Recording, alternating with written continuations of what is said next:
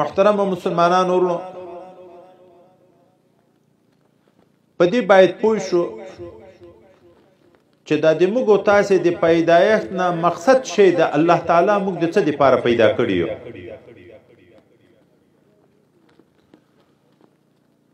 موږ پورته چې ګورو اسمان ده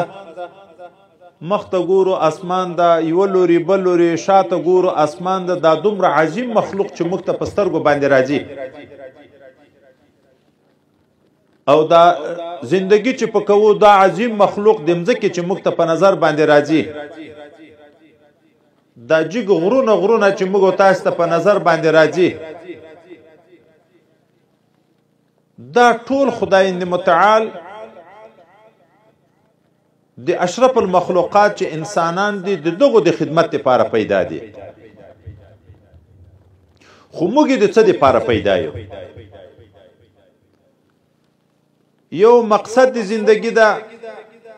چې د څه لپاره الله پیدا یو دغه مقصد ویل کیږي یو ضرورت د زندگی ده چې د موږ ژوند په کوم شیانو موقوف ده کوم شیانو ته ضرورت لرو د موږ ژوند په یغه باندې راځي هغه ته ضرورت د زندگی ویل کیږي دریم هغه څه دي چې په یغه کې موږ ته د دنیا په ژوند کې اسانتیا او سہولتونه پیدا کیږي څلورم هغه څه دي چې صرف موږ په یغه باندې فخر کوو لوی په کوو زینت او خایست دنیا بلل کیږي په دغه څلورو شیانو کې موږ څه لپاره پیدا یو دا دغه مقصد د زندگی وي هغه الله تعالی راته بیان کړی دا وما خلقت الجن والانس الا ليعبدون ما پیریانان او انسانان نه دی پیدا کړي مګر هم د دې لپاره چې ما او پیژني چې زه څوک یم ای ليعرفون او چې ما او پیژني بیا د ما په حکم عمل وکي چې هغه ته بیا عبادت ویل کیږي ليعبدون چې د ما عبادت وکي پیدا د الله د معرفت د الله تعالی د عبادت او بندگی لپاره دغه مقصد د زندگی ده دا چې موږ ژوند په خوراک موقوف ده په چکاک موقوف ده په جامه موقوف ده او دغه نور شیانو ته چې کوم ضرورت لرو یو ته ضرورت زندگی ویل کیږي هغه الله دې موږ لپاره پیدا کړی دی خلق لكم ما في الارض جميعا په مځکه کې چې څومره شیان دي خدای پاک ما د تاسو لپاره پیدا دي سخر لكم ما في السماوات وما في الارض په اسمانو کې لمر او سپوږمۍ او ستوري او په مځکه کې چې څومره کائنات دي د موږ ژوند پورې موقوف ته الله وی ما تاسو ته تابع کړی خو ته مې د خپل عبادت لپاره پیدا یې د خپل معرفت لپاره مې پیدا یې د دغه مقصد نه راځي خو ته خبره وکم ضرورت زندگی موږ خوراک ته ضرورت لرو خو په وچه مړی باندې هم د موږ ژوند تیریږي په خیمه کې هم د موږ ژوند تیریږي د دغه غرو په مابین کې زندگی کې هم د موږ ژوند تیریږي او دریم شای سہولت لکه غالی پیدا کول کوټو کې پکی لګول ایسی لګول چارپایي او کټ پیدا کول چې ژوند ملک په راحت او په آرامي دغه سہولت زندگی ویل کیږي دا چې موږ بنگلې خایسته کوو د باندې نم رنگونه ورکو او تر ضرورت نه ډیر جګي جګي جوړو بیا چتو ته دننه سیلنګ ورکو دغه فخر او زینت زندگی ویل کیږي که انسان په هغه اول دوه کې وخت ټول ډیر مقصد ته ورکی چې د خدای پاک عبادت د الله معرفت ته او د دنیا د زندګۍ د ضرورت په انداز د دنیا کاروبار کوي چې ضرورت د دغومره کاروبار کوي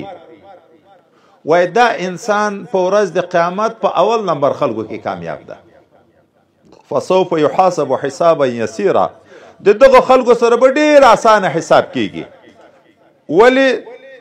ډیر ژوند د الله په معرفت کې تیر کړی د الله په عبادت کې تیر کړی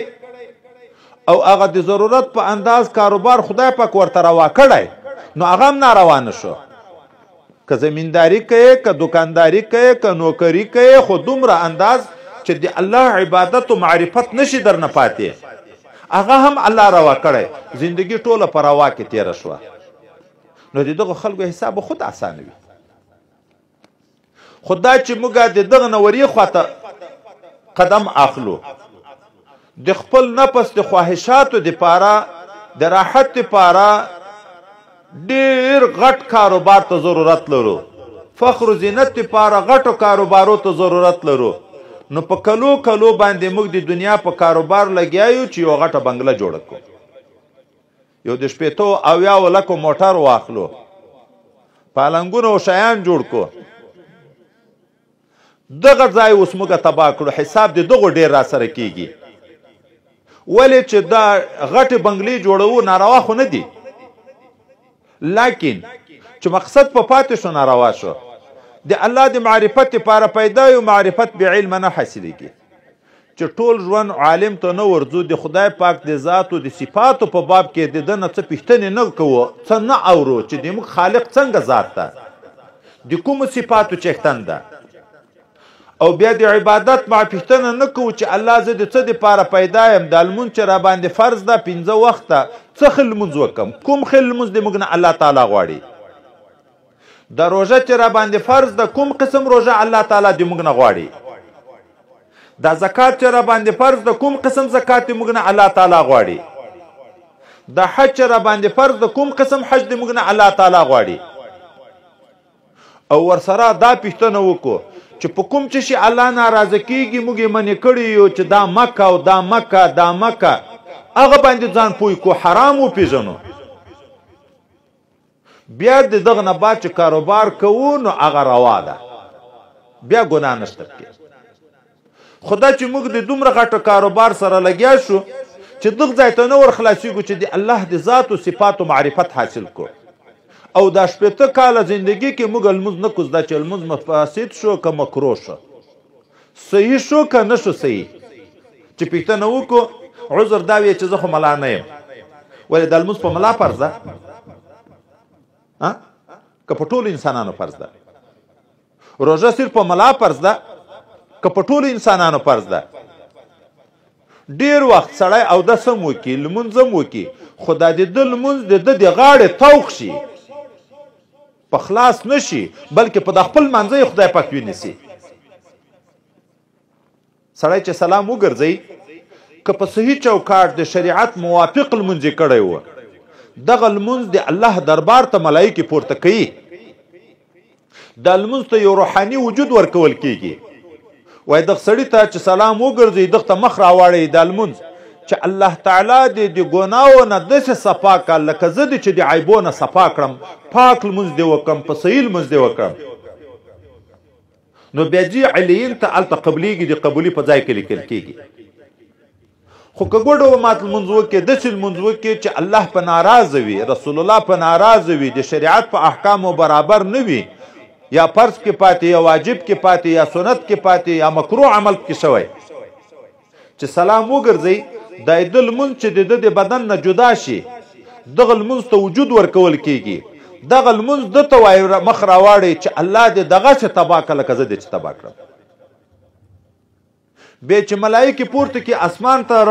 ورسئ د اسمان دروازه ګوره نه ورته خلاصېږي چې د قبولي ځای ته لاړ شي بیرته دا لمونځ راوړي دا مخ ته سړی پوولي چې داسې ګوډ و مات ناقص لمونځ الله نه قبلوي اوس موږ او تاسې د ځان سره سوچ وکړو دغه سوچ موږ او تاسې کړی ده چې دا د ما لمونځ ماته ښېرا کوي که ماته دعا کوي د خپل لمونځ موږ ګورو زه د خپلو ملګریو ته ویایم د دورې طالبانو ته ویایم چې موږ او تاسې باید اول د ملایان طالبان د خپل ایمان د خپل لمونځ د خپل روژه او خپل ذکر خپل عمل په کتاب کې وګورو کتاب یو آینه ده چې ایمان صحیح داسې ایمان ده چې الله تعالی رانه غواړي که نه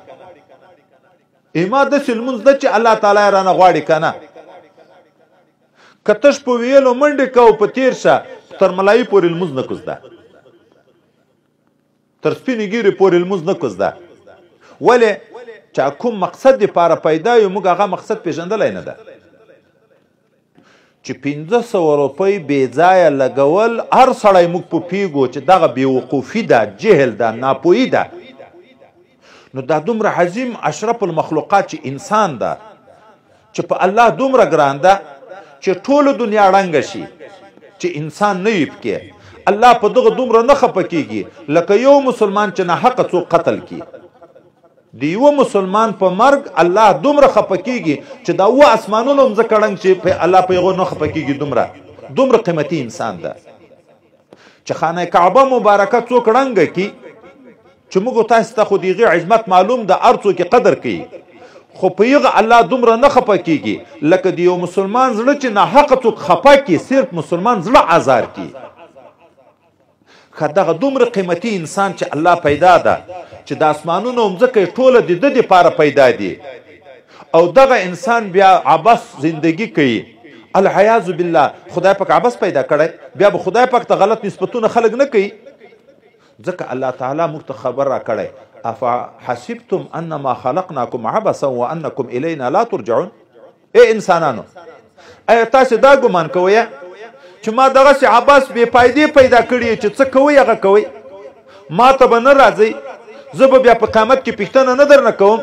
نه، دا خیال مه کوئ. عبث مې نه پیدا، بې فایدې مې نه پیدا، بې مقصده مې نه پیدا، یو عظیم مقصد دپاره مې پیدا یې. نو دیغ مقصد بیا زه پوښتنه درنه کوم. حدیث مبارک کې راځي پیغمبر علیه السلام فرمایي په ورځ د قیامت د خدای پاک په حضور کې چې ټول مخلوقات جمع شي، څوک به د خپله ځایه قدم پورته نه کړي چې د 5 شیانو سوال او جواب د ده سره نه وي شوی. اول الله تعالی د دغه انسان نه او رسول الله صلی الله علیه وسلم یې د هر انسان سره به الله تعالی په خپله غږیږي، مابین کې به ترجمان نه وي، او داسې هیبت به وي یوم یقوم الناس لرب العالمین چې د خدای پاک په حضور کې خلک ولاړي، د ګناو د وجې نه د ډېر هیبت نه به د باج خلکو خولې ته را رسېدلي، لاندې به 80 ګزه خولې په مځکه ننوتلي. د لمر په 4م اسمان کې ده، نن ژمی ده، د ژمي په مابین کې چې لمر یې د آباد نه وي ورسره موږ تاسې دلته تر پازابیږو، یو میل به رانږدې وي. هغه وخت کې به بیا الله پوښتنه درکوي، ما تا ته 80 کاله عمر درکړی و، ما تا ته 80 کاله عمر درکړی و، 80 کاله مې عمر درکړی و، دا دې په څه شي کې تېر کړ؟ دا قیمتي عمر چې ما تا ته درکړی و دا دې په څه کې تېر کړ؟ دومه پوښتنه بیا د دا قیمتي زندگی د موږ د ځوانۍ کوي، د 15 کلنۍ نه تر 40 کلنۍ پورې سترګې روغې، غوږونه روغ، زړه بیدار، دماغ سالم، اندامونه ټول جوړ. په دغه وخت کې تا څه کول؟ دا د ځوانۍ عمر دې په څه شي کې تېر کړ؟ دریم، دغه د خدای دین نه چې ما خبر کړی وی، قرآن مې درته رالیږلی و، پیغمبر علیه السلام په خپل ژوند کې بیان کړی و، د هغه نه بعد تر آخرته پورې علما یې بیانوي، عذر څوک نشته. نن الحمدلله په دا لارې چې راتلم هم یقیني دا په زړه کې راګرځېده، نن د ډیري یو غټه مدرسه وه، مخکې مې شوق دا و چې کاشکې هلته ورغلی وای، د ځان د ګټې دپاره، د بیان دپاره نه، چې د علماو بیانونه مې اورېدلي وای، د خپل وطن د مشایخو نومونه مې اورېدلي، بیانونه مې اورېدلي وای، لیدلي مې وای، د هغو په ارمان ومه. خو بیرته چې راتلو په دا غرو کې مې بیا په دغه شکر الحمدلله چې داسې ځای ته روان یم چې ډېر خلک به هغه ځای ته نه ځي، او د خدای د دین په نسبت باندې روان یم، د الله د دین په خاطر باندې روان یم. نو دغه ځواني پوښتنه به دا علم به پوښتنه کېږي، علماو بیانونه درته کړه، دغه ته چې سړی په دین خبر شي هغه ته عالم ویلی کېږي، داسې نه چې پګړۍ وتړلی هغه ته عالم ویلی کېږي. دا نور نه هر څوک په دا خبر دي که نه چې 5 وخته لمونځ فرض ده، اودس فرض ده، غسل د جنابت په وخت کې فرض ده، روژه فرض ده، زکات په غني خلکو فرض ده، حج په ماړو خلکو فرض ده. ټول خبر دي که نه؟ په دې خبر دي که نه چې زنا حرامه ده، غلا حرامه ده، غیبت حرام ده، رشوت حرام ده، شراب چکل حرام دي، قتل د مسلمان حرام ده، حسد و تکبر و ریا دا ټول حرام دي. خو چې خبر شو خو ملا شو، نو الله پوښتنه درکوي چې دا څومره علم یې درکړی و، په هغه د څه عمل وکړ. او د دنیا په باب کې دوی پوښتنه کوي تا دا دنیا په کومه لار پیدا کړه؟ په جایزه طریقه دې پیدا کړه که په ناجایزه طریقه باندې؟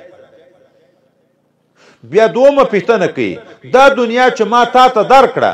په دغه دنیا کې دې بیرته په کومه لار مصرف کړه؟ ځان ته د جهنم برابر کو او که ځان ته د جنت په واخیست؟ په دغه دنیا خو جنت اخیستی کېږي. ان الله اشترى من المؤمنین انفسهم واموالهم بان لهم الجنه. الله تعالی د مسلمانانو نه ځان او مال اخیستی عوض کې جنت ورکوي.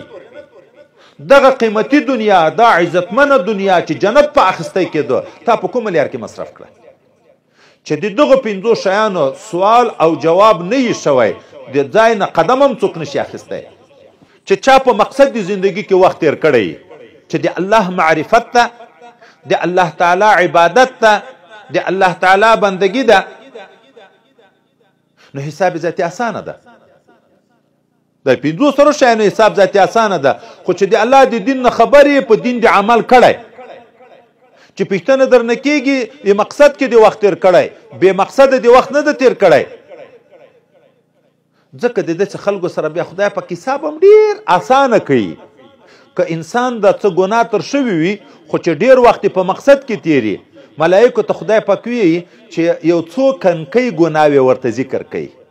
یو څو کنکۍ چې دا ګناه دې کړې وه هلته سړی انکار نشي کړی، او کړې مې وه، دا دې کړې وه، او کړې مې وه. الله تعالی ورته وایي چې دغه ډېر وخت ما په مقصد د زندگی کې تیر کړی وه، اوس ملایکو ته حکم وکړي الله د دا ګناه په ځای نیکي ورته ولیکئ. یو حدیث مبارک کې راځي چې رسول الله صلی الله علیه وسلم بیا وخندل په آخر کې چې کله د انسان سره دا پوښتنه شروع شي چې دا ګناه دې کړې وه، دا کنکۍ ګناوې ورته یادوي ملایکې، دا یې وډار شي چې اوس ادې ما کبیرې ګناوې ایمانه خو خدای م دې وساتي غټه ګناوې هم شوې وې چې هغه را ورپام نه شي. خو چې الله تعالی ورته ووایي چې دا نیکۍ ګناه په نیکۍ ور بدلې کوي، بیا دا انسان داوګیر شي مخکې ډارېدو چې ما کبیرو ګناه ته ورپام نه شي، بیا الله ته یا الله ما خو څه ګناوې نور هم کړې وې. او چې په مقصد کې وخت تیر شو حساب اسانه د 50,000 کاله زندگی د ورځې د قیامت دومره په تیر لنډه شي لکه د یوه لمانځه وخت. خو که سړي دا ژوند برباد تیر کړی و، په مقصد کې نه و تیر کړی، په نفسي خواهشاتو کې تیر و، فخر و زینت کې تیر و، بیا نو حساب ډېره سخته الله مو دې وساتي چې درته وي ولې د ولې جواب څوک کړی چې بیا د خدای پاک په حضور کې. خو موږ تاسې خو ایمان ده په دې پیږو چې حساب را پسې را روان ده، نو دا ژوند ولې عبث تیر کو؟ یو سړی چې په دغه غره علاقه کې چې دا اوس راتلمه معکوس کورونه حصې ته مې وکته چې لږ د کروندې ځای والته مې شنه پټي ولیده چې یو څوک لږ پټی ولري او د امید د فصل ورته لري عبث یې پرېږدي. دغه سینه د انسان دا هغه پټی ده چې د قیامت تخمونه پکې کرل کېږي. الدنیا مزرع الاخره. مجدد الفسانی رحمه الله ویایي په دغه سینه کې د الله د محبت تخم واچوه چې د الله محبت راشین شي، د رسول الله د محبت تخم کې واچوه چې د رسول الله محبت کې پیدا شي، د علماو د اولیاو د صحابو د محبت تخم کې واچوه چې هغه محبت کې پیدا شي، د الله د عبادت تخم کې واچوه چې هغه تخم هغه میوه راشنه کړي. داسې هم چیرې کېدی شي مجدد صاحب یایي چې سړی وکري اوربشې او امید ورته د غنمو لري، کېدی شي. نو موږ خو انسانان یو، الله عقل را کړی، داسې بهترین پټی را کړی. الناس کالمعادن. الله وی رسول الله صلی الله علیه وسلم انسانان لکه معدنونه داسې دي. اوس تر دغه مځکې پټي نه چې تیل ته راوځي د دغه انسان په سینه کې هغه کمال ده چې د خدای ولایت او دوستي پکې پیدا کېږي. خو شیطان د موږ ډېر بد دښمن ده. دا لکه کفار چې د موږ د دنیا دښمنانو موږ نه پرېښو خپل ملک آبادي ته. شیطان د موږ په وجود کې دننه نفس جاسوس ته. دا دواړه راته ملګري دي د موږ په بدن کې دننه پټی را خراب کړ. د الله فرض مانځه ته مه نه پرېږدي.